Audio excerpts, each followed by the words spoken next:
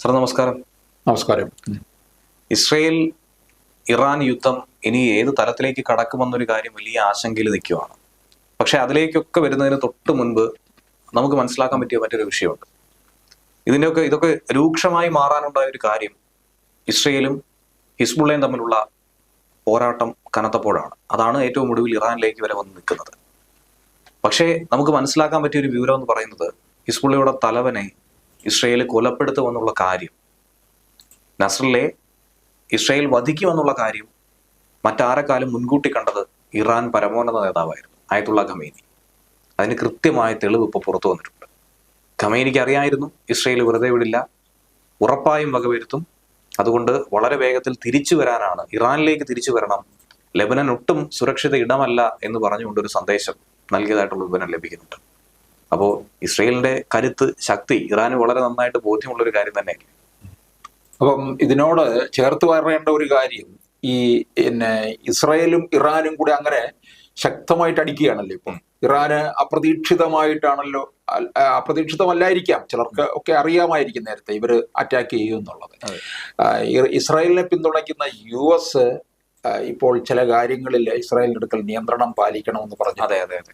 അതുപോലെ ഇറാനെ പിന്തുണയ്ക്കുന്ന റഷ്യയും ഇറാനോട് പറഞ്ഞിരിക്കുകയാണ് ആത്മസംയമനം പാലിക്കണം എന്ന് പറഞ്ഞിട്ടുണ്ട്. അത് ഈ ആദ്യത്തിന് ഈ പറഞ്ഞതിന് കൊണ്ട് ഞാനാണ് ഇത് കൂട്ടി ചേർത്തതാണ്. കാരണം ഈ ഇറാൻ തലവൻ ഇത് മുൻകൂട്ടി മനസ്സിലാക്കിയല്ലോ. അതെ, കാരണം സ്ഥിതി മോശമാണ്, വഷളായി വരികയാണെന്നുള്ള അർത്ഥത്തിലാണല്ലോ കാര്യങ്ങൾ മനസ്സിലാക്കുന്നത്. അതുപോലെ ഇവർക്കും US-നും റഷ്യക്കും മനസ്സിലാകുന്നത് കൊണ്ടായിരിക്കാം ഇത് എല്ലാത്തിലും രണ്ടുപേരും ആത്മസംയമനം പാലിക്കണം എന്ന് പറഞ്ഞിരിക്കുന്നത്. കാരണം സ്ഥിതി വഷളാകും എന്നറിയാം. ഇപ്പം ഈ ഇവരുടെ ഹിസ്ബുള്ള തലവനെയും ഒക്കെ വധിച്ചതിന്റെ പേരില്, അല്ലെങ്കിൽ ഇറാന്റെ ഒരു തലവനെ വധിച്ചതിന്റെ ഒക്കെ പേരിലാണല്ലോ ഈ ലെബനിലേക്ക് ഈ അറ്റാക്ക് നടത്തി കയറിക്കൊണ്ടിരിക്കുന്നത്. അപ്പോൾ ഇവർക്ക് നമ്മൾ വിചാരിക്കാത്ത രീതിയിൽ ഇറാൻ തിരിച്ചടിക്കുകയാണ്. പ്രതികാര ദാഹമുണ്ട്. അതുകൊണ്ടാണല്ലോ ഒരു രാത്രിയിൽ 181 മിസൈലുകളല്ലേ അങ്ങോട്ടേക്ക് വിട്ടത്. അതെ. അതുപോലെ ഇവർക്ക് ഈ ഗലീലി എന്ന് പറയുന്നത് പിടിക്കാൻ ഇരുപക്ഷവും കടുത്ത പോരാട്ടം നടക്കുകയാണ്. കാരണം ഗലീലി വളരെ ചരിത്ര പ്രാധാന്യമാണ്, വിശ്വാസികൾക്ക് പ്രധാനപ്പെട്ടതാണ്, ഇരു മതസ്ഥർക്കും ഒരുപോലെ തന്നെ പ്രാധാന്യം. അതായത് ഗലീലി ഇതിലൂടെ വെള്ളത്തിലും മുകളിലൂടെയാണ് യേശു നടന്നത് എന്ന് അവരുടെ അവരുടെ ഒരു വിശ്വാസമുണ്ട്. അപ്പൊ അത് പിടിക്കാനുള്ള ഒരു ശ്രമവും നടക്കുന്നുണ്ട്. അത് ഏത് തരത്തിലാകും എന്നുള്ളത് നമുക്കിനിയിപ്പം അറിയേണ്ട കാര്യം തന്നെയാണ്. അതുപോലെ ഈ യുദ്ധം തുടങ്ങിയതിനു ശേഷം ലെബനിൽ ആദ്യമായിട്ടാണ് ഇസ്രായേല് പട്ടാളക്കാർ കൊല്ലപ്പെടുന്നത്, ഇസ്രായേൽ പട്ടാളക്കാർ കൊല്ലപ്പെടുന്നത്. ഇസ്രായേലിൽ തന്നെ അത് സമ്മതിച്ചിരിക്കുന്നത്. 8 പേരോളം കൊല്ലപ്പെട്ടു എന്നുള്ളത് അവർ സമ്മതിച്ചിട്ടുണ്ട്. അപ്പൊ അത്തരത്തിലാണ് കാര്യങ്ങൾ പോകുന്നത്. അപ്പൊ അതുപോലെ ഇവര് ഇറാൻ ഇപ്പോൾ വിട്ടിരിക്കുന്ന മിസൈലുകളുടെ ശക്തി എന്ന് പറയുന്നതും വളരെ പ്രധാനപ്പെട്ടതാണ്. അതായത് ഇവർക്ക് നേരത്തെ അവർ ഉപയോഗിച്ചുകൊണ്ടിരുന്നത് ഗദ്ദാർ, റിമാദ് എന്നീ മിസൈലുകളാണ്. അതിനോടൊപ്പം ഇവര് ഫത്ത ഹൈപ്പർ, ഫത്ത എന്ന് പറഞ്ഞാൽ അറബി പദമാണ്, തുറക്കുന്നത് എന്നാണ് അതിന്റെ അർത്ഥം. അത് ഏതാണ്ട് 90% ലക്ഷ്യം കണ്ടു എന്നാണ് ഇവർ പറയുന്നത്. അതിന്റെ വേഗം എന്നൊക്കെ പറയുന്നത് 1400 കിലോമീറ്റർ ആണ് അതിന്റെ, അവിടെ വരെ എത്തും അതിന്റെ പരിധി. മണിക്കൂറിൽ 16,000 മുതൽ 18,500 വരെ വേഗതയാണ്. ശബ്ദത്തെക്കാളും 3 ഇരട്ടിയിലാണ് വേഗതയിലാണ് പോകുന്നത്. അപ്പൊ അത്രയും കപ്പാസിറ്റി ഇറാൻ ഉണ്ടോ? ഉറപ്പായിട്ടും. കാര്യം ഇന്ന് പശ്ചിമേഷ്യയിൽ പറയുകയാണെങ്കിൽ മിസൈൽ കലവറ ഏറ്റവും കമനീയമായ ഒരു ശേഖരമുള്ളത് ഇറാന് തന്നെയാണ്. അതിന് മുന്നിൽ ഇപ്പോൾ സൈനികരുടെ മുന്നിലായിക്കോട്ടെ 10 ലക്ഷത്തിൽ പരം സൈനികർ ഇറാന്റെ പക്കലുണ്ട്. ഇനി ഇസ്രയേലിലേക്ക് വരികയാണെങ്കിൽ അവർക്ക് ഏകദേശം 1.5 ലക്ഷം മുതൽ 6 ലക്ഷം വരെ സൈനികരെ മാത്രമേ അവർക്ക് ഒരുമിപ്പിക്കാനായി സാധിക്കത്തുള്ളൂ. പക്ഷെ ഇറാനെ സംബന്ധിച്ച് 10 ലക്ഷം മുതൽ 15 ലക്ഷം 12 ലക്ഷത്തോളം വരുന്നുണ്ട്. അപ്പൊ സൈന്യബലം ഇറാനും, സൈനിക ബലം വളരെ കൂടുതലായിട്ട് ഇറാനുണ്ട്. ആയുധബലവും ഇതുപോലെ തന്നെ ഇറാന് കമനീയമായിട്ടുള്ള. പക്ഷേ ഇസ്രയേലിനെ സംബന്ധിച്ചുള്ള ഒരു മേൽക്കൈ എന്ന് പറയുന്നത് അവർ ആർജിച്ചെടുത്തിട്ടുള്ള ചില കഴിവുകളും ഒപ്പം തന്നെ ഇതിനെ ശക്തമായി പ്രതിരോധിക്കാനുള്ള ഒരു സംവിധാനവുമാണ്. ഇപ്പൊ മിസൈലൊക്കെ അങ്ങോട്ടേക്ക് വിടുമ്പോൾ അവിടെ വെച്ച് തന്നെ എയറിൽ വെച്ച് തന്നെ ഇല്ലാതാകുന്നുണ്ട്. എനിക്ക് മഹാഭാരത കഥയാണ് എനിക്ക് ഓർമ്മ വരുന്നത്. അതിനകത്ത് ഈ അർജുനനും അശ്വത്ഥാമാവും കൂടി ഈ ബ്രഹ്മാസ്ത്ര എഴുതി വിടുന്നുണ്ട്. അത് എയറിൽ ഇങ്ങനെ നിന്ന് ഫൈറ്റ് ചെയ്യും. പിന്നെ അതുപോലെ അന്ന് അവർക്ക് ഇത് കൊടുത്തിട്ടുണ്ട്, ഒരാൾക്ക് അർജുനൊക്കെ പിന്നെ എഴുതി വിട്ട പിന്നെ അസ്ത്രമൊക്കെ തിരിച്ചു പിടിക്കാനുള്ള കഴിവുണ്ട്. അശ്വത്ഥമാവിന് അതില്ല. ഇവിടെ അങ്ങനെ ഒരു കഴിവില്ല. ഇത് ഉറപ്പായ ഒരു വിനാശം ഉണ്ടാക്കുമെന്ന കാര്യത്തിൽ സംശയമില്ല. ഇപ്പൊ അയൺഡോം ഉണ്ട്, അയൺഡോം സംവിധാനമുണ്ട്. ശക്തമായ ഒരു സംവിധാനം. അത് പ്രധാനമായും ഉദ്ദേശിക്കുന്നത് ഷോർട്ട് റേഞ്ച് മിസൈലുകൾ എത്തിക്കഴിഞ്ഞാൽ, അതായത് അവരുടെ പ്രദേശത്ത് പതിക്കുന്നതിന് തൊട്ട് മുൻപ് ആകാശത്ത് വെച്ച് നിർവീര്യമാക്കും.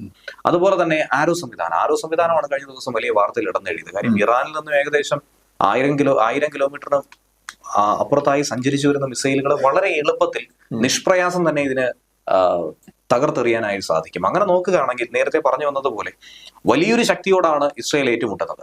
പക്ഷെ ആ വലിയ ശക്തിക്ക് ഇല്ലാതെ പോകുന്ന ചില കാര്യങ്ങളുണ്ട്. അതായത് തന്ത്രം, ചില കൂർമ്മ ബുദ്ധി, ഇതൊക്കെ തന്നെ ഇസ്രയേലിന് ഏറ്റവും അധികം കൂടുതലാണ്. അതുപോലെ ഇത്രയും കാലം യുദ്ധം ചെയ്തുള്ള പരിചയം പല സംഘടനകളുമായി ഇപ്പൊ ഒഴിയുന്നില്ലല്ലോ. അവർ 1 വർഷമായി നിരന്തരം ചെയ്തുകൊണ്ടിരിക്കുകയാണ്, കാലാകാലങ്ങളായി ചെയ്തുകൊണ്ടിരിക്കുകയാണ്. ഇപ്പോൾ ഹമാസിനോട് യുദ്ധം ചെയ്തു, അതുപോലെ ഇപ്പോ ലെബനിൽ ഹിസ്ബുള്ളയോട് യുദ്ധം ചെയ്തു, ഏറ്റവും ഒടുവിൽ ഇപ്പോൾ ഇറാനിലേക്ക് വന്നിരിക്കുന്നു, ഹൂതികളോട് യുദ്ധം ചെയ്യുന്നുണ്ട്. അങ്ങനെ പല രീതിയിലേക്ക് ഇവർ ആക്രമണം നടത്തുന്നുണ്ട്. അതുകൊണ്ട് ഇവർക്ക് തന്ത്രങ്ങൾ മെനയുന്നതിൽ പ്രത്യേകിച്ച് ബുദ്ധിമുട്ടൊന്നും തന്നെയില്ല. ഇനിയിപ്പോൾ നേർക്കുനേർ ഏറ്റുമുട്ടലായി. ഇതുവരെ ഇറാൻ പാലൂട്ടി വളർത്തിയവരായിരുന്നു ആക്രമിച്ചുകൊണ്ടിരുന്നത്, അല്ലെങ്കിൽ ഇവരുടെ ഒരു പരോക്ഷമായ സപ്പോർട്ടായിരുന്നു ഉണ്ടായതെങ്കിൽ ഇപ്പോൾ നേരിട്ട് തന്നെ ആക്രമിക്കാനുള്ള ഒരു വഴിയാണ് ഇറാൻ തന്നെ തുറന്നിട്ട് കൊടുത്തിരിക്കുന്നത്. ഇവരുടെ ഇസ്രായേലിന്റെ കയ്യിൽ ആണവായുധം ഉണ്ടെന്നുള്ളത് ഒരു പരസ്യമായ രഹസ്യമാണ്. അതുപോലെ തന്നെ ബലം ഇവർക്കുമുണ്ട്, ശേഷിയുണ്ട് ഇറാനുമുണ്ട്. അതുകൊണ്ടാണ് ഈ US-ഉം റഷ്യയും ഈ ആണവ ശേഖരത്തിലേക്ക് ഇവർക്ക് നോട്ടമുണ്ട് ഇസ്രായേലിന്. അപ്പൊ അതിലേക്കെങ്ങാനും ഒക്കെ പോയി കഴിഞ്ഞാൽ നിലവിൽ ഇങ്ങനെ ആക്രമണം ഉണ്ടായപ്പോ ശരിക്കും ഇസ്രായേൽ സ്വാഗതം ചെയ്ത ഒന്ന് തന്നെയായിരുന്നു ഇറാന്റെ ആക്രമണം, ഇറാന്റെ മിസൈൽ ആക്രമണം. കാര്യം 200 അല്ല 2000 മിസൈൽ വന്നാലും അതിനെ പ്രതിരോധിക്കാനുള്ള കരുത്ത് നിലവിൽ ഇസ്രായേലിനുണ്ട്. അതിനുള്ള സംവിധാനം അവർ ഒരുക്കി വെച്ചിട്ടുണ്ട്. എന്തുകൊണ്ട് ഇതിനെ സ്വാഗതം ചെയ്യുന്നു എന്ന് ചോദിച്ചു കഴിഞ്ഞാൽ, ഇസ്രയേലിന് നേരിട്ട് പോയി ഇറാനെ ആക്രമിക്കാൻ കഴിയില്ല. അതുകൊണ്ടാണ് ചില ഒളിപ്പോരാട്ടങ്ങളിലൂടെ ഒക്കെ തന്നെ പ്രധാനപ്പെട്ട നേതാക്കളെ പല സാഹചര്യങ്ങളിലും ഇറാനിൽ കടന്നു പോലും വകവരുത്തിയിട്ടുള്ളത്. നമുക്കറിയാവുന്നതാണല്ലോ. ഹമാസ് നേതാവൊക്കെ എങ്ങനെ മരണപ്പെട്ടെന്ന് നമുക്കറിയാവുന്നതാണ്. അതുപോലെ തന്നെ ഇറാന്റെ പ്രസിഡന്റ് എങ്ങനെ കൊല്ലപ്പെട്ടു എന്നുള്ളത് അറിയാവുന്നതാണ്. അപ്പോൾ ഇങ്ങനെയുള്ള ചില പോരാട്ടങ്ങളെ അവർക്ക് നടത്താൻ സാധിക്കും. നേരിട്ടുള്ള ഒരു ആക്രമണം നടത്തിയ അതൊരു വലിയ യുദ്ധത്തിലേക്ക് വഴിതിരിക്കും. അതിൽ മറ്റു രാജ്യങ്ങൾ ആർക്ക് പിന്തുണ പ്രഖ്യാപിക്കുന്നു എന്നുള്ളതിൽ വലിയ പ്രാധാന്യമുണ്ട്. ഇന്ന് എന്തുകൊണ്ട് ഇസ്രയേലിന് എല്ലാ രാജ്യങ്ങളും പിന്തുണ പ്രഖ്യാപിക്കുന്നു? എന്തുകൊണ്ട് അമേരിക്ക ഇതിനെ അനുകൂലിക്കുന്നു? എന്തുകൊണ്ട് G7 രാജ്യങ്ങൾ ഒരുമിച്ച് തന്നെ ഇസ്രയേലിനെതിരെ ശക്തമായൊരു നടപടി ഇറാനെതിരെ ശക്തമായൊരു നടപടി സ്വീകരിക്കണമെന്ന് ആവശ്യപ്പെടുന്ന ഒറ്റ കാരണമേ ഉള്ളൂ.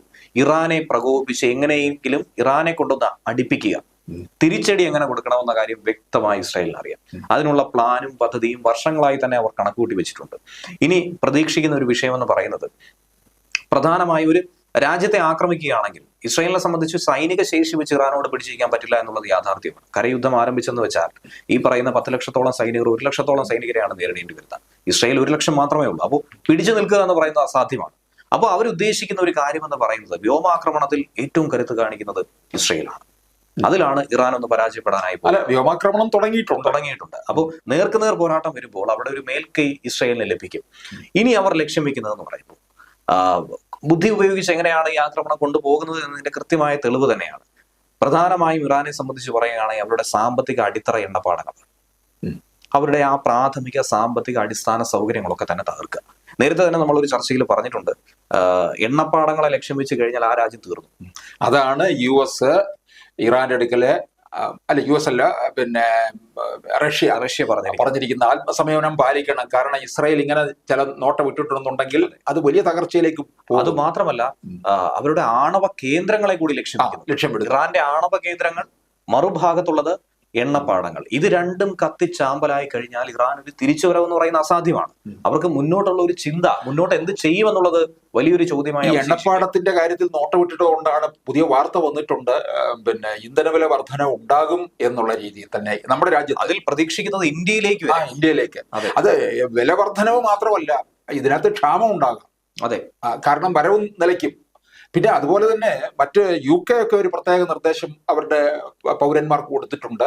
UAE-യിലേക്കുള്ള യാത്ര വളരെ സൂക്ഷിക്കണം, വളരെ സുരക്ഷിതമായിരിക്കണം. UAE-യിലേക്കുള്ള യാത്ര എന്നൊക്കെ പറഞ്ഞു കഴിഞ്ഞാൽ അവർക്ക് മാത്രമല്ല, മലയാളികൾക്ക് വളരെയധികം ബാധിക്കുന്നതല്ലേ. പ്രത്യേകിച്ചും ഇന്ത്യക്കാർ, മലയാളികൾ ഏറ്റവും അധികം അധികമുള്ള, കാരണം മലയാളികളുടെ ഒരു പ്രധാനപ്പെട്ട ഒരു വിദേശ ഇടമെന്ന് പറയുന്നത് UAE ആണ്. പ്രവാസികൾ ഏറ്റവും കൂടുതലുള്ള ഇടമാണ് തന്നെയാണ്. അപ്പൊ അവിടേക്കുള്ള പോക്കുവരവിലും ഒക്കെ വലിയ പ്രശ്നം. അപ്പൊ പശ്ചിമേഷ്യയിൽ ഉണ്ടാകുന്ന ഈ യുദ്ധം പല ഭവിഷ്യത്തുകളും സൃഷ്ടിക്കും. ഇനി വരാൻ പോകുന്ന ഒരു സംഭവം സാർ പറഞ്ഞതുമായിട്ട് കുറച്ചുകൂടി ദീർഘിപ്പിക്കുകയാണെങ്കിൽ, ഈ പറയുന്ന യുദ്ധം കനക്കുന്നു, ഇനി യുദ്ധം മുന്നോട്ട് പോകുന്നു. ഇസ്രയേൽ ഈ കരുതി കൂട്ടിയതുപോലെ തന്നെ എണ്ണപ്പാടങ്ങളെ ആക്രമിക്കുന്നു. അത് വലിയ ദൗർലഭ്യതയിലേക്ക് വഴിതിരിക്കും. വേറൊരു ഭാഗത്ത് യുദ്ധം കൂടുതൽ കനക്കാനുള്ള ഒരു സാഹചര്യം ഉണ്ടാവും. നമുക്കറിയാവുന്നതാണ്, ചെങ്കടലിലൂടെ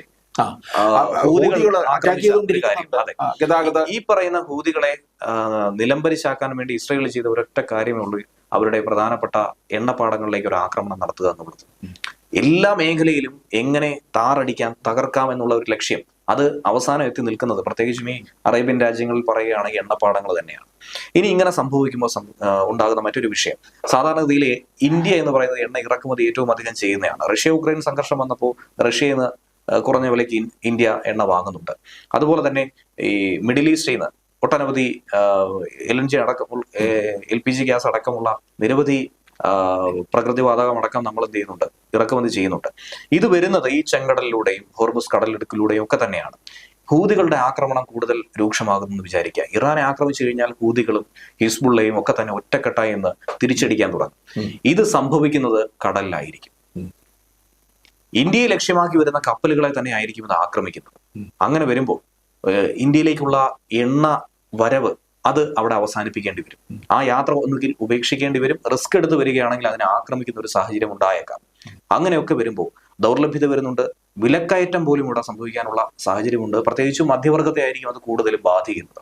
ഇപ്പൊ ഇസ്രായേലിന് ജോലി വളരെ കൂടുതലാണ്. അതെ, ഈ ഇറാന്റെ മിസൈൽ ആക്രമണം തടയണം, അതിനോടൊപ്പം തന്നെ ഹിസ്ബുള്ളക്കെതിരെ കരയുദ്ധം നടക്കണം.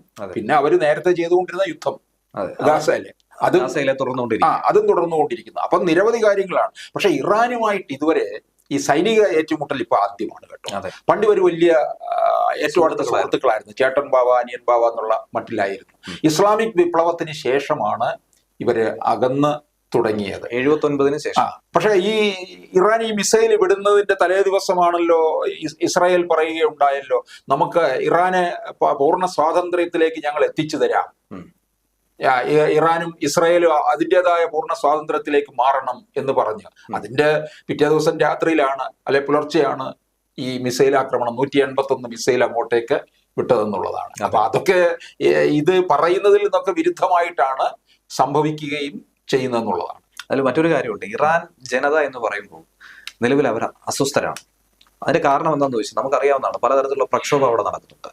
അവിടെ നിലവിലുള്ള നിയമവ്യവസ്ഥകൾ നമുക്കറിയാവുന്നതാണ്. അപ്പോൾ ഒരു മതകാര്യ കൗൺസിലാണ് അവിടെ മുന്നോട്ട് കൊണ്ടുപോയിക്കൊണ്ടിരിക്കുന്നത്. ഇറാൻ പ്രസിഡന്റ് ഉണ്ടെങ്കിലും അവിടെ സുപ്രീം ലീഡർ എന്നാണ് അറിയപ്പെടുന്നത്, പരമോന്നത നേതാവാണ് ആയതുള്ള. മതത്തിന്റെ കാര്യത്തിൽ അവർ ഒട്ടും വളരെ ശക്തമായിട്ടുള്ള നിലപാടുകളാണ് സ്വീകരിക്കുന്നത്. അപ്പോൾ അവിടെ സ്ത്രീ സ്വാതന്ത്ര്യം എന്ന് പറയുന്നത് ഹനിക്കപ്പെടുന്നു എന്ന രീതിയിൽ ലോകോത്തര മാധ്യമങ്ങൾ പോലും ഒരു കാലത്ത് വലിയ വിഷയമായി അതിനെ എടുത്തു പറഞ്ഞിട്ടുണ്ട്. വളരെ ക്രൂരമായ നിന്ദകളൊക്കെ തന്നെയാണ്, മതനിന്ദ ആരോപിച്ചുകൊണ്ട് വളരെ ക്രൂരമായ ശിക്ഷകളൊക്കെയാണ് അവിടെ നിരവധി ആളുകൾ അനുഭവിക്കേണ്ടി വരുന്നത്. അപ്പോൾ അതിനെയൊക്കെ ഒന്ന് തച്ചുടയ്ക്കണമെന്ന് ആഗ്രഹിക്കുന്ന ഒട്ടനവധി ഇറാനിയൻ ജനതയുണ്ട്. അപ്പൊ അവരെ സംബന്ധിച്ച് നെതന്യാഹു വളരെ കൃത്യമായി തന്നെയാണ് ആ ഒരു കാര്യം പറഞ്ഞിരിക്കുന്നത്. ഇറാനിയൻ ജനതയ്ക്കുള്ള സ്വാതന്ത്ര്യം അത് ഇസ്രായേലിന് നൽകാൻ സാധിക്കും. ഈ പറയുന്ന കൗൺസിലിനെ മുഴുവൻ തകർക്കുക, ഖമീനിയെ ഇല്ലായ്മ ചെയ്യുക, ഈ പ്രധാനികളെ ഒക്കെ തന്നെ നശിപ്പിക്കുക, അതിനുശേഷം ഒരു ജനാധിപത്യ രാജ്യമെന്ന രീതിയിലോ മറ്റോ ഇറാൻ മാറുകയാണെങ്കിൽ അത് വളരെ മനോഹരമായിരിക്കും. ഇതിനു മുൻപ് അങ്ങനെ ആയിരുന്നു. ഇസ്ലാമിക ഈ മതത്തിന്റെ വേലിക്കെട്ടിൽ നിന്ന് ഒരു പക്ഷേ മോചനം നൽകാൻ ഈ യുദ്ധത്തിലൂടെ മാറ്റം ഉണ്ടാകുമെന്നാണ് ഇസ്രായേൽ പ്രതീക്ഷിക്കുന്നത്. പക്ഷെ അത് എത്രത്തോളം കൃത്യമായിട്ട് വരുമെന്നുള്ളത് നമുക്കറിയത്തില്ല. കാരണം ഇറാനെ സംബന്ധിച്ചിടത്തോളം അവർക്ക് ഈ പറഞ്ഞതുപോലെ റഷ്യയുടെയൊക്കെ ഒരു പിന്തുണയുണ്ട്. ഇപ്പൊ റഷ്യൻ പ്രധാനമന്ത്രി ടെഹ്റാനിലെത്തിയിട്ട് ഇറാൻ പ്രതിനിധിയുമായിട്ട് നേതൃത്വമായിട്ട് ചർച്ച നടത്തി എന്നാണ് പറയുന്നത്. കാരണം റഷ്യ മാത്രമല്ല, മറുഭാഗത്ത് ചൈനയും നിൽക്കുന്നുണ്ട്. അല്ല, ഇവരോട് ആത്മസംയമനം പാലിക്കാൻ വേണ്ടിയിട്ട്. കാരണം അല്ലെങ്കിൽ സ്ഥിതി കൈവിട്ടു പോകുമെന്നുള്ളതാണ്. കാരണം ഇപ്പൊ തന്നെ യുദ്ധം തുടങ്ങിയ ശേഷം ലെബനിൽ ആദ്യമായിട്ടാണ് ഇസ്രായേൽ പട്ടാളക്കാർ കൊല്ലപ്പെടുന്നത്. അതുപോലെ തന്നെ 400 മീറ്ററോളം ഇസ്രായേൽ സൈന്യം മുന്നേറ്റം നടത്തിയിട്ടുമുണ്ട്. അതെ. അപ്പം ലെബനെ ഒക്കെ ഇവർക്ക് ഏതാണ്ട് കീഴ്പ്പെടുത്തി എടുക്കാൻ കഴിയുന്ന മട്ടിലാണ്. ലെബനൻ നിലവിൽ ഇസ്രായേലിന് മുന്നിൽ ഒരു വലിയ വിഷയമല്ല ഇപ്പോഴത്തെ സാഹചര്യത്തിൽ. ഇപ്പൊ ഇതിന്റെ കൂടെ പിന്നെ ഇറാൻ അങ്ങോട്ട് മിസൈൽ വിട്ട് കഴിഞ്ഞപ്പോഴാണ് സംഭവം മാറിയത്. പക്ഷെ ഇനി എത്ര നാള് ഇറാൻ ഈ ഹിസ്ബുള്ളയെയും ഹൂതികളെയും ഒക്കെ സംരക്ഷിച്ചു കൊണ്ടുപോകും എന്നുള്ളതാണ് അറിയേണ്ടത്. കാരണം ലെബനിലെ സൈന്യമൊക്കെ അങ്ങ് പിന്മാറി. കാരണം ഇറാനും ഇസ്രയേലും ഹിസ്ബുള്ളയും അല്ലേ അവിടെ നടക്കുന്നത്. അതിന് നമ്മളെന്ത് വിഴച്ചു എന്നുള്ള വട്ടിൽ അവര് പിന്മാറ്റം നടത്തിയിട്ടുണ്ട്. അപ്പൊ ഈ ഹിസ്ബുള്ളയെ ഇനിയും പോറ്റുമോ ഇറാൻ എന്നുള്ളതാണ് അറിയേണ്ടത്. അതില് വ്യക്തമായ ഒരു കാര്യം, എന്തുകൊണ്ട് ലെബനൻ സൈന്യം പിൻവാങ്ങുന്നു എന്ന് ചോദിച്ചാൽ നെതന്യാഹു തന്നെ വ്യക്തമായ ഉത്തരം പറഞ്ഞിട്ടുണ്ട്. ലെബനിലെ ജനതയോടല്ല യുദ്ധം ചെയ്യുന്നത്, ഞങ്ങളുടെ യുദ്ധം ഹിസ്ബുള്ളയോട്. ഞങ്ങളുടെ അസ്തിത്വത്തെ ചോദ്യം ചെയ്യുന്നവരോടാണ് ഞങ്ങൾ യുദ്ധം ചെയ്യുന്നത്. ഞങ്ങളുടെ നിലനിൽപ്പിനെ ബാധിക്കുന്നവർ, ഞങ്ങളുടെ സംസ്കാരത്തെ ഉന്മൂലനം ചെയ്യുന്നവർ, ഞങ്ങളെ തന്നെ ഇല്ലാതാക്കണമെന്ന് പിറവിക്കൊണ്ട ഒരു സംഘടനയാണ് ഹിസ്ബുള്ള. ഈ 80-കൾക്ക് ശേഷം ഹിസ്ബുള്ളയുടെ ഒരൊറ്റ ലക്ഷ്യം, ഹിസ്ബുള്ളയ്ക്ക് ഒരൊറ്റ ലക്ഷ്യം മാത്രമേ ഉള്ളൂ, എങ്ങനെയും ഇസ്രയേലിനെ ഉന്മൂലനം ചെയ്യുക, ജൂതന്മാരെ പൂർണ്ണമായും നശിപ്പിക്കുക. ഈ ഒരു ലക്ഷ്യത്തോടു കൂടി തന്നെയാണ് അവർ തുടങ്ങിയിരിക്കുന്നത്. അപ്പോൾ ലെബനിൽ എങ്ങനെ ഹിസ്ബുള്ള എത്തി എന്നുള്ളതിന്റെ ചരിത്രവും അതിനുള്ള ഒരു സൂചന തന്നെയാണ്. അപ്പോൾ ലെബനനും ഒരു തരത്തിൽ ആഗ്രഹിക്കുന്നുണ്ട് ഹിസ്ബുള്ളയിൽ നിന്നും മോചിതരാകണമെന്നും അതിൽ നിന്നും രക്ഷ നേടണമെന്നും ഒക്കെ തന്നെ ആഗ്രഹിക്കുന്നുണ്ട്. ഇപ്പൊ പാകിസ്ഥാന്റെ കാര്യം പറയുന്നത് പോലെ തന്നെ പാകിസ്ഥാനി ഭീകരതയുണ്ട്, പക്ഷെ പാകിസ്ഥാനി ജനത അതിനെന്ത് പിഴച്ചു?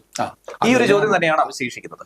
ഇനി എങ്ങനെ യുദ്ധം മുന്നോട്ട് പോകും? ഇതിൽ മറ്റ് ഹൂതികൾക്കും അതുപോലെ ഹിസ്ബുള്ളയ്ക്കും ഇറാൻ ഇനിയും എന്തെങ്കിലും നൽകുമോ എന്നുള്ളൊരു കാര്യം വളരെ പ്രസക്തമായ ഒരു കാര്യം തന്നെയാണ്.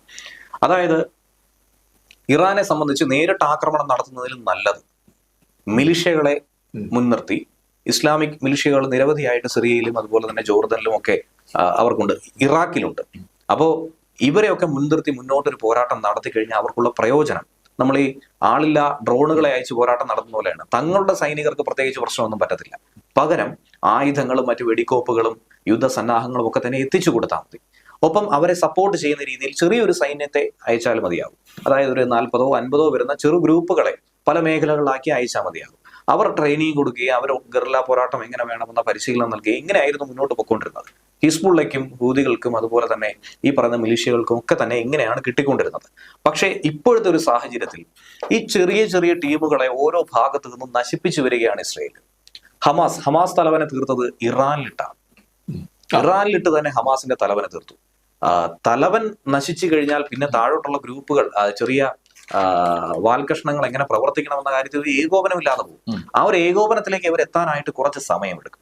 ഈ സമയമാണ് കൃത്യമായി ഇസ്രയേൽ ഉപയോഗിക്കുന്നത്. ഇതുപോലെ ഇപ്പുറത്ത് വരികയാണെങ്കിൽ ഹിസ്ബുള്ളയുടെ പ്രധാനപ്പെട്ട എല്ലാവരും നശിച്ചു കഴിഞ്ഞു. ആ ജിഹാദ് കൗൺസിൽ എന്ന് പറയുന്ന ഒരു സംഭവമേ ഇപ്പൊ ഇല്ലാതായിട്ടുണ്ട്. കൃത്യമായി അടിവരയിട്ട് നമ്മൾ ആ ഒരു പോസ്റ്റർ കണ്ടതാണ്. എലിമിനേറ്റഡ് എന്ന് പറഞ്ഞിട്ട് ഓരോ നേതാക്കളുടെ തലവൻ മുതൽ വാല് വരെയുള്ള നിരവധി ആളുകളുടെ കാര്യങ്ങൾ പറയുന്നുണ്ട്. സൈനിക കമാൻഡർമാരെ എങ്ങനെയാണ് തീർത്തതെന്നുള്ള കാര്യം കൃത്യമായി വിശദീകരിക്കുന്നുണ്ട്. അപ്പോൾ ഹിസ്ബുള്ള എന്ന് പറയുന്നത് ഇപ്പോൾ ഒരു നേതൃനിര ഇല്ലാത്ത വെറും കാലാൾപ്പട മാത്രമാണ്.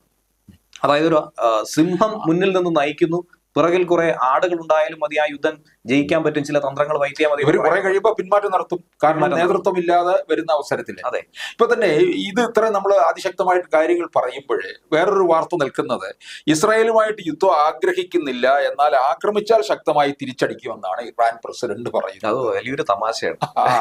എന്താ അതിന്റെ കാര്യം എന്താന്ന് ചോദിച്ചു കഴിഞ്ഞാൽ, ഇറാനുള്ളിൽ ശക്തമായ സമ്മർദ്ദം ഉണ്ടായി. അതായത് വാക്കി ടോക്കി പേജർ സ്പോട്ട് ഉണ്ടായി.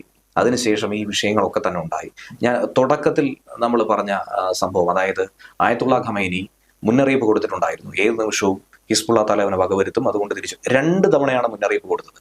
എന്നിട്ട് അത് ചെവിക്കൊള്ളാതെ ഈ ആസ്ഥാനത്ത് വെച്ച് പുതിയ പദ്ധതി മെനഞ്ഞുകൊണ്ടിരിക്കുമ്പോഴാണ് ഈ ആക്രമണം ഉണ്ടായത്. ഒരുപക്ഷെ ഈ ആക്രമണം അന്ന് നടന്നില്ലെങ്കിൽ തൊട്ട് പിന്നാലെ ഇറാനിലേക്ക് കടന്നു കളയാനുള്ള ഒരു തീരുമാനം നസ്രുള്ള കൈക്കൊണ്ടിട്ടുണ്ടായിരുന്നു. ഈ സാഹചര്യം മനസ്സിലാക്കി തന്നെയാണ് ഇസ്രായേൽ ആക്രമിച്ചത്. ഒന്ന്. ഇനി അടുത്തതായി പറയുകയാണെങ്കിൽ, ഇറാനെ സംബന്ധിച്ച് ഇറാന് വലിയ തിരിച്ചടിയായി. ഹിസ്ബുള്ളയുടെ നേതാവ്, ഇറാൻ വളർത്തിയ സംഘടനയാണ് ഹിസ്ബുള്ള എന്ന് പറയുന്നത്. പാകിസ്ഥാൻ ISI പോലെ IS ഭീകരരെ എങ്ങനെ അവർ വളർത്തുന്നു എന്നതുപോലെ തന്നെ ഇവരും പാലൂട്ടി വളർത്തിയ ഒരു സംഘടനയാണ് ഹിസ്ബുള്ള. ഒറ്റ ദിവസം കൊണ്ടാണ് 80 മുതലുള്ള സൗഹൃദമാണ് ഖമേനിയായിട്ട് നസ്രുള്ളയെ, ഉറ്റ സുഹൃത്തിനെയാണ് ഒരൊറ്റ ദിവസം കൊണ്ട് നഷ്ടമായത്. അതിന് കാരണക്കാരനായിട്ടുള്ളത് തങ്ങളുടെയും ബദ്ധശത്രു. അതുകൊണ്ട് ശക്തമായി തിരിച്ചടിക്കണമെന്ന ആവശ്യം ഒരു ഭാഗത്തു നിന്നും ഉയരുന്നുണ്ട്. ഇറാനിൽ ഒരു ഭാഗം പറയുന്നുണ്ട്, കൃത്യമായ ആലോചനയില്ലാതെ മുന്നോട്ട് പോകരുത്. ഇപ്പോഴത്തെ ഇറാൻ പ്രസിഡന്റ് പെസഷ്കിയാൻ, പുള്ളി വളരെ ബുദ്ധിപരമായി ചിന്തിച്ചു, ഇത് ഒരു തന്ത്രമാണ്, ഒരു പ്ലാനാണ്, ഇതിൽ പോയി നമ്മൾ ചാടൽ. നമ്മൾ ഇസ്രായേലിനെ അടിക്കാനുള്ള ഒരു തീരുമാനത്തിലേക്ക് പോയാൽ, ഒരു യുദ്ധ തീരുമാനത്തിലേക്ക് കടന്നാൽ ഇസ്രായേലിന് പൂർണ്ണ സ്വാതന്ത്ര്യം കിട്ടും, മറ്റു രാജ്യങ്ങളുടെ പിന്തുണ കിട്ടും, അതിലൂടെ നമ്മൾ നേരിടേണ്ടി വരുന്ന ബുദ്ധിമുട്ട്, ഭവിഷ്യത്ത് ഇതൊക്കെയാണെന്ന് കൃത്യമായി വിശദീകരിച്ചു. അതുപോലെ അവർക്കുള്ളിൽ മറ്റൊരു മൂവ്മെന്റ് പ്രത്യേകമായി ഉരുത്തിരിഞ്ഞു വന്നു. അവരും വിമത സ്വരം ഉയർത്തിയിട്ടുണ്ട്. കുറച്ചുകൂടി തന്ത്രപരമായ കാര്യങ്ങൾ നീക്കുക. മറുഭാഗത്തുനിന്ന് പറയുന്നു ഇനി നോക്കേണ്ട ആവശ്യമേ ഇല്ല, ശക്തമായ തിരിച്ചടി, കൊടി യുദ്ധത്തിലേക്ക് പോയാലും കുഴപ്പമില്ല, കണക്ക് തീർക്കണം. ഈ ഒരു സമ്മർദ്ദത്തിനൊടുവിൽ എങ്ങനെയെങ്കിലും എന്തെങ്കിലും ചെയ്താൽ മതി എന്ന് കരുതി കാട്ടിക്കൂട്ടിയ ഒരു സംഭവമാണ് ഈ 181 മിസൈൽ. അത് പക്ഷേ ഇപ്പൊ ഇറാനെ സംബന്ധിച്ചിടത്തോളം അംഗബലവും ഒക്കെ ഉണ്ടെങ്കിലും, ഇപ്പൊ ഈ മിസൈലിന്റെ കാര്യത്തിൽ ഞാൻ പറഞ്ഞല്ലോ ഫത്ത ഹൈപ്പർക്ക് ഉപയോഗിച്ചിരിക്കുന്നത്, അതൊക്കെ ഉണ്ടെങ്കിലും നഷ്ടം കൂടുതൽ സംഭവിക്കാൻ പോകുന്നതും എനിക്ക് തോന്നുന്നു ഇറാന് തന്നെ ആയിരിക്കാം. തീർച്ചയായും ഇറാന് തന്നെയാണ് നഷ്ടം വരുന്നത്. ഈ പ്രസ്താവന അവർ പറഞ്ഞു നിർത്തിയതിന്റെ കാരണവും അത് തന്നെയാണ്. അതായത് ഇറാൻ അടിച്ചു, താൽക്കാലികമായി പറയുകയാണെങ്കിൽ ഇറാൻ അടിച്ചു. ഇപ്പൊ പറയുകയാണ് ഞങ്ങൾ വെടിനിർത്തൽ നിർത്തി, വെടിനിർത്തൽ പ്രഖ്യാപിച്ചു. അതായത് ഞങ്ങൾ ഇനി ആക്രമിക്കുന്നില്ല, ഞങ്ങൾ ഇനി ആരെ ഉപദ്രവിക്കുന്നില്ല, ഇവിടം കൊണ്ട് അവസാനിപ്പിച്ചാൽ നമുക്ക് സമാധാനപരമായി പോവാം. സത്യം പറഞ്ഞാൽ ഭയന്നോടുമാണ് ഇറാൻ. അല്ല, ഇവരെ പോറ്റി വളർത്തിയവരെ ഇല്ലാതാക്കിയപ്പോൾ അതുകൊണ്ടാണ് ആ ഒരു പകയുള്ളത് കൊണ്ടാണ് ഈ മിസൈല് വിട്ട്, അതായത് തങ്ങളൊന്നും ചെയ്തില്ല എന്ന് മറ്റാർക്കും ഉണ്ടാകരുത്. അതായത് ഇറാൻ ഉണ്ടാക്കി വെച്ചിരിക്കുന്ന ആ ഒരു സുപ്രീമസി, അവരുടെ ആ ഒരു പേര്, അത് നഷ്ടപ്പെട്ടു, അത് കളഞ്ഞു പൊളിക്കരുത് എന്നുള്ള ഒരു ചിന്തയുടെ ഇനിയും പോയാൽ തങ്ങളുടെ രാജ്യത്തിന് തന്നെ ദോഷം കൂടുതൽ സംഭവിക്കുമെന്ന് അവർ മനസ്സിലാക്കി തിരിച്ചറിഞ്ഞു. അതുകൊണ്ടായിരിക്കും അതിന്റെ അടിസ്ഥാനത്തിലാണ് ഇപ്പൊ പറഞ്ഞിരിക്കുന്നത്. അത് വളരെ തന്ത്രപരമായ ഒരു മൂവ് തന്നെയായിരുന്നു. അതുകൊണ്ടാണ് ഇപ്പോൾ അമേരിക്ക എല്ലാവിധ പിന്തുണയും കഴിഞ്ഞ ദിവസം വാഗ്ദാനം ചെയ്ത അമേരിക്ക ഇപ്പൊ പറയുന്ന ഇസ്രയേൽ ദയവ് ചെയ്ത് സമീപനം പാലിക്കണം, ഒരു കാരണവശാലും അങ്ങനെയുള്ള ചിന്തകൾ. കാരണം ഇസ്രായേലിന് ഭയമുണ്ട്, കാരണം കയറി ആണവ കേന്ദ്രങ്ങളിലേക്കൊക്കെ പോകുമോ. കാരണം ഇതൊരു ചതിക്കുഴി തന്നെയായിരുന്നു. ഇസ്രയേൽ ഒരുക്കിയ ചതിക്കുഴിയിൽ ഇറാൻ കൃത്യമായി വന്നു വീണു. എന്നാൽ ഇനി മറ്റാക്രമണമൊന്നും ഉണ്ടാകാതിരിക്കാൻ നിലവിലുള്ള സാഹചര്യങ്ങളെ വെച്ച് രക്ഷപ്പെടാനുള്ള ഒരു മാർഗമാണ് ഈ പറഞ്ഞൊരു പ്രസ്താവന. തങ്ങളൊന്നും ചെയ്യില്ല, പക്ഷെ തങ്ങളെ ആക്രമിച്ചു കഴിഞ്ഞാൽ തിരിച്ചടിക്കും. ഈ രീതിയിലേക്ക് തന്ത്രപരമായി രക്ഷപ്പെടാനുള്ള ഒരു പദ്ധതിയാണ് ഇവരവിടെ ഒരുക്കിയിരിക്കുന്നത്. ഇറാൻ അതിവിദഗ്ധമായിട്ടാണ് ഇതിനെ മറികടക്കാനുള്ള ഒരു നീക്കം നടത്തുന്നത്. മറുഭാഗത്ത് ഇപ്പോൾ ഖത്തറുമായൊരു ധാരണയിലെത്താനുള്ള ഒരു തീരുമാനത്തിൽ വന്നിട്ടുണ്ട്. ഖത്തർ മധ്യസ്ഥത വഹിക്കുന്നതിൽ മിടുക്കനാണ്. ഗാസയുടെ കാര്യത്തിനകത്തൊക്കെ അറിയാവുന്നതാണ്. ഖത്തറിൽ വെച്ചാണ് വളരെ നയതന്ത്രപരമായ തീരുമാനങ്ങളൊക്കെ കൈക്കൊള്ളാൻ വേണ്ടി അറബ് രാജ്യങ്ങളെയൊക്കെ ഒരുമിച്ചുകൊണ്ട് മുന്നോട്ട് പോകുന്നത്. ഇപ്പോ ഇസ്രായേലുമായി പറയുകയാണെങ്കിൽ അറബ് രാജ്യങ്ങളുമായി നല്ല രീതിയിലുള്ള ഒരു ബന്ധം പുലർത്താൻ ഇസ്രായേലിന് പറ്റുന്നുണ്ട്. പക്ഷെ ഒരു കാലത്ത് അങ്ങനെയല്ലായിരുന്നു. നമുക്കറിയാം 48-ന് ശേഷം ഇസ്രായേൽ വന്നു, ഇസ്രായേൽ രൂപീകൃതമായി. ആദ്യം നയതന്ത്രപരമായ ഒരു പങ്കാളിയായി അംഗീകരിച്ച അമേരിക്കയാണ്. അന്നു മുതലുള്ള സൗഹൃദമാണ് അമേരിക്കയും ഇസ്രായേലും തമ്മിലുള്ളത്. അതിനുശേഷം 79 വരെ ഈജിപ്തുമായി യുദ്ധം ഉണ്ടായിരുന്നു, 94 വരെ ജോർദനുമായി യുദ്ധം ഉണ്ടായിരുന്നു, പിന്നെ സിറിയയുമായി നിരന്തരം നടക്കുന്നത്. അപ്പോൾ ഈ 79-ലും 94-ലും ഇവർ തമ്മിൽ ഒരു കരാറിൽ ഏർപ്പെട്ടു. ജോർദനും ഈജിപ്തും തമ്മിൽ യുദ്ധമില്ല, പകരം പ്രതിരോധ പങ്കാളിത്തം, ഉഭയകക്ഷി ബന്ധം, ഇങ്ങനെയായി സൗഹൃദപരമായ രീതിയിൽ മുന്നോട്ട് പോയി. ഈ ഒരു തീരുമാനത്തിലോട്ട് എത്തിക്കാൻ ഇസ്രായേൽ മനഃപൂർവ്വം നടത്തിയ ഒരു നീക്കമാണ്. അതിൽ മധ്യസ്ഥത വഹിക്കാനായിട്ട് കൊണ്ടുവന്നതാകട്ടെ അമേരിക്ക. ഈ രീതിയിലുള്ള ഒരു തന്ത്രപരമായ നീക്കങ്ങളാണ് നടത്തിയിട്ടുള്ളത്. ആദ്യം അടിയുണ്ടാക്കും, ശത്രുത ഉണ്ടാവും, പിന്നീട് സൗഹൃദമാകും, അത് ബലപ്പെട്ടൊരു സൗഹൃദത്തിലേക്ക് പോകും. നിലവിൽ ഇതാണ് ഇപ്പോഴത്തെ സാഹചര്യം. ഇറാൻ ഒരു കാരണവശാലും ഈ യുദ്ധം ഈ പ്രശ്നം നടന്നു, നേതാവ് കൊല്ലപ്പെട്ടു, ഹിസ്ബുള്ള നേതാവ് കൊല്ലപ്പെട്ടു, തൊട്ടു പിന്നാലെ ഖമേനി പറഞ്ഞൊരു കാര്യമുണ്ട്, അറേബ്യൻ രാജ്യങ്ങളൊക്കെ ഒരുമിക്കണം. ആരൊരുമിച്ചു? ഖമേനിക്ക് പിന്തുണയുമായി അറേബ്യൻ രാജ്യങ്ങൾ വരത്തില്ല. കാര്യം UAE ആയിക്കോട്ടെ, UAEക്ക് വളരെ ദുർബലമായ ഒരു രാജ്യമായിട്ട് വേണം പറയാൻ. ഈ പറയുന്നത് പോലെ എണ്ണപ്പാടങ്ങൾ UAEക്ക് ഉണ്ട്, പക്ഷെ വലിയ സൈനിക സന്നാഹം അവർക്കില്ല. അപ്പൊ അവർ ചെയ്യുന്നതെന്ന് പറയുമ്പോൾ ഇസ്രായേലിനെ പോലുള്ള രാജ്യങ്ങളുമായി ചേർന്നുകൊണ്ട് സഖ്യകക്ഷിയായി പ്രവർത്തിക്കുമ്പോൾ ഇവരുടെ സൈനിക സന്നാഹവും സുരക്ഷയും ഒക്കെ തന്നെ അവർക്ക് ലഭ്യമാകും. ഇസ്രായേലിനെ വെറുപ്പിച്ചു കഴിഞ്ഞാൽ അത് ഏറ്റവും വലിയ നഷ്ടം ഉണ്ടാകുന്നത് UAE സംബന്ധിച്ചാണ്.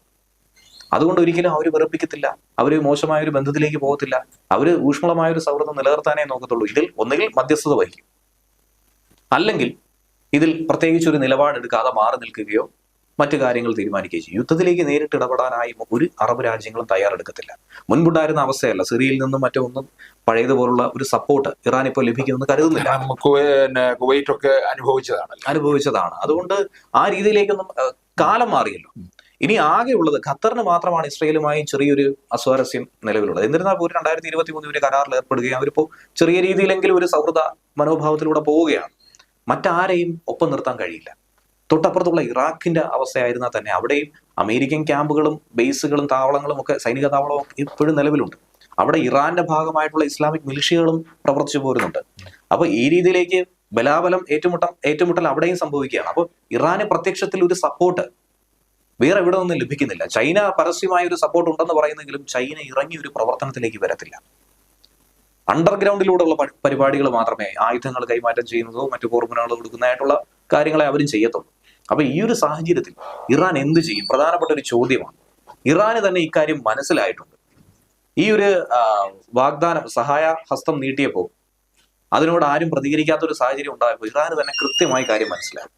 ഇനി ഈ യുദ്ധവുമായി മുന്നോട്ട് പോയി കഴിഞ്ഞാൽ വലിയ വില കൊടുക്കേണ്ടി വരും.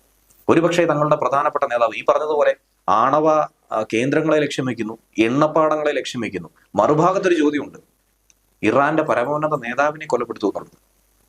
ഖമേനിയെ ലക്ഷ്യം വെക്കുന്നുണ്ട്. അത് മനസ്സിലാക്കിയാണ് തൊട്ടു പിന്നാലെ രഹസ്യ കേന്ദ്രത്തിലേക്ക് മാറ്റിയത്. ഒളിച്ചിരുന്നുകൊണ്ടാണ് തന്ത്രങ്ങൾ പ്ലാൻ ചെയ്യുന്നത്. ഇത്തരത്തിലൊരു അപേക്ഷാ സ്വരവും വന്നിരിക്കുന്നത് കൊണ്ട് യുദ്ധം ആഗ്രഹിക്കുന്നില്ല. ആരാണ് ശരിക്കും യുദ്ധം ആഗ്രഹിക്കുന്നത്? ഇസ്രയേൽ ഒരു യുദ്ധം ആഗ്രഹിക്കുന്നതല്ലല്ലോ, അവരെ കൊണ്ട് ചെയ്യിപ്പിക്കുന്നതാണ്. കാലാകാലങ്ങളായി ഇത് സംഭവിച്ചുകൊണ്ടിരിക്കുന്നതല്ലേ. ശരിക്കും യുദ്ധം ആഗ്രഹിക്കുന്നത് ഇറാൻ തന്നെയാണ്. എപ്പോഴും തലപ്പത്തെത്തണം, അല്ലെങ്കിൽ ഒരു സുപ്രീമസി പറയുന്നത് പോലെ ആഗ്രഹിക്കുന്ന ആൾക്കാർ തന്നെയാണ്. സ്വയപ്രഖ്യാപിത പരമോന്നത നേതാവാണ് ഈ ഖമേനിയൊക്കെ. മുമ്പ് ഖമേനി, ഇപ്പോൾ ഖമേനി. അപ്പോൾ ഇവരുടെയൊക്കെ തന്നെ ചിന്ത ഇത് തന്നെയാണ്. മൊത്തം ഒന്ന് കൈപ്പിടിയിലാക്കുക, എല്ലാത്തിനും മുകളിൽ എത്തുക, എല്ലാത്തിനും മുകളിൽ നിന്ന് ഭരിക്കുക. ഈ ഒരു ചിന്തയുടെ അടിസ്ഥാനത്തിൽ നിന്ന് തന്നെയാണ് ഇത്തരത്തിലുള്ള പ്രശ്നങ്ങളൊക്കെ തന്നെ പൊട്ടിപ്പുറപ്പെട്ടിട്ടുള്ളത്. അതുകൊണ്ട് ഇനി എന്തായിരിക്കും സംഭവിക്കുക എന്നുള്ളതാണ് ഉറ്റു നോക്കേണ്ടത്. ഓരോ ദിവസം കഴിയുന്നവരും വളരെ മോശകരമായ അവസ്ഥയിലൂടെയാണ് കടന്നു പോയിക്കൊണ്ടിരിക്കുന്നത്. ഇസ്രയേൽ എന്ത് ചെയ്യും? ഇതാണ് ചോദ്യം മാത്രമാണ് ബാക്കിയുള്ളത്. ഇസ്രയേൽ ഇതിനോട് എങ്ങനെ പ്രതികരിക്കും? എന്തായിരുന്നു ഏപ്രിൽ ഒരു ആക്രമണം ഉണ്ടായിരുന്നു. അന്ന് ഇറാൻ ഏകദേശം ഒരു 300 മിസൈൽ ഇസ്രയേലിന് നേരെ അയച്ചതായിരുന്നു. ഇനിയിപ്പോ ഹിസ്ബുള്ളയും ഹൂതിയൊക്കെ അപ്രസക്തമാകും, ഇറാനും ഇസ്രയേലും ചിത്രത്തിൽ വരാൻ പോകുന്നത്. പക്ഷെ ഇപ്പോഴും ലെബനിൽ പോരാട്ടം തുടരുന്നുണ്ട്. ലെബനിൽ ശക്തമായ ഏറ്റുമുട്ടൽ നടക്കുന്നുണ്ട്. എന്നിരുന്നാലും ഈ പറഞ്ഞതുപോലെ ഏപ്രിലിന് ക്ഷമിച്ചതുപോലെ അന്ന് അമേരിക്കയും ശക്തമായി തന്നെ നിർവീര്യമാക്കിയിരുന്നു ആ മിസൈലുകളൊക്കെ തന്നെ. പക്ഷെ ഇത്തവണ അതുണ്ടാകില്ല എന്നുള്ളത് വ്യക്തമായി അമേരിക്കയ്ക്ക് അടക്കം മനസ്സിലായി. അതായത് ഇസ്രയേലിന് ചെറിയൊരു പിന്തുണ മാത്രമായിരുന്നു ആവശ്യം, ഇപ്പൊ വലിയൊരു പിന്തുണ ലഭിച്ചിട്ടുണ്ട്. എന്തും ചെയ്യാനുള്ള ലൈസൻസായി ഇസ്രയേൽ അതിനെ നോക്കി കണ്ട പിന്നീട് കാര്യങ്ങളൊന്നും തന്നെ പ്രവചിക്കാൻ പോലും കഴിയില്ല. ഇതൊന്നും ഇതുവരെയും ആരും പ്രതീക്ഷിച്ച ഒരു കാര്യമല്ല. 18 വർഷമായി നോട്ടമിട്ട ഒരു നേതാവിന് ഇത്രയും രൂക്ഷമായ പ്രശ്നങ്ങൾക്കിടയിൽ വകവരുത്തുമെന്ന് ആരും പ്രതീക്ഷിച്ചിട്ടില്ല. അപ്പോൾ ഇസ്രയേൽ എന്ത് ചെയ്യുമെന്നുള്ളത് പ്രവചനാതീതമാണ്. അവരുടെ അടുത്ത സ്റ്റെപ്പ് ആർക്കും മനസ്സിലാക്കാൻ പോലും കഴിയില്ല. അതുകൊണ്ട് വളരെ കരുതലോടെ കാത്തിരിക്കുക എന്നുള്ളത് മാത്രമാണ് ബാക്കിയായിട്ടുള്ളത്.